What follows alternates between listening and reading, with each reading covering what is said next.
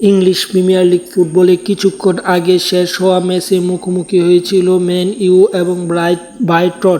সেই ম্যাচে ব্রাইটনের বিপক্ষে হেরে হোঁচট খেয়েছে ম্যান ইউ। এই ম্যাচের প্রথমে 32 মিনিটে ব্রাইটন এগিয়ে যায়। পরবর্তীতে ব্রাইটন প্রথমার্ধ শেষ করে এক গোলে এগিয়ে থেকে এবং এক গোলে পিছিয়ে থেকে দ্বিতীয়ার্ধে খেলতে নামে ম্যান ইউ এবং ম্যান ইউ পরবর্তীতে 60 মিনিটে গোল করে সমতায় ফিরে এবং ম্যাচটি নির্ঘাত ড্রয়ের পথে ছিল।